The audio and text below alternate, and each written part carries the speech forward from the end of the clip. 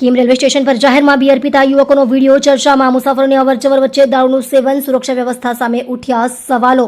સુરત જિલ્લાના Kim railway station પર જાહેર સ્થળે બિયરનું સેવન કરતા 2 યુવકો જોવા મળતા મુસાફરો અને સ્થાનિકોમાં ચિંતા વ્યાપી છે. રેલવે સ્ટેશન જેવા સંવેદનશીલ અને જાહેર સ્થળે બનેલી આ ઘટનાએ સુરક્ષા વ્યવસ્થા અને નિયમોના અમલ અંગે અનેક પ્રશ્નો ઉભા કર્યા છે. મળતી માહિતી મુજબ કિમ રેલવે સ્ટેશનના પ્રવેશ દ્વાર નજીક 2 યુવકો ખુલ્લેઆમ બિયર પીતા જોવા મળ્યા હતા. તે સમયે સ્ટેશન પર મુસાફરોની અવરજવર ચાલુ હોવા છતાં બંને યુવકો કોઈ પણ પ્રકારના ભય કે સંકોચ વિના દારૂનું સેવન કરી રહ્યા હોવાનું સ્થાનિકોએ જણાવ્યું હતું.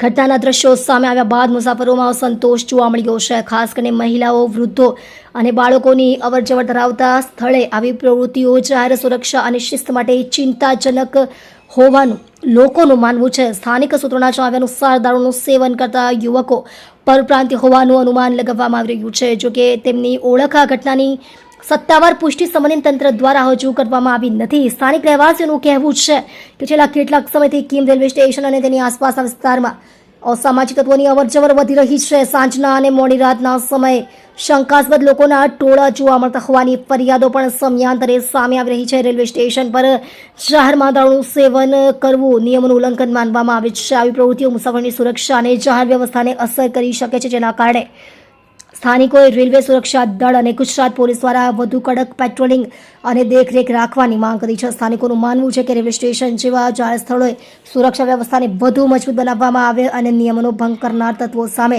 કડક કાર્યવાહી કરવામાં આવે, જેથી મુસાફરોમાં સુરક્ષાની ભાવના જળવાઈ રહે. હાલ આ ઘટનાના દ્રશ્યો સોશિયલ મીડિયા પર ચર્ચાનો વિષય બન્યા છે અને સંબંધિત તંત્રના પગલાં પર સૌની નજર છે.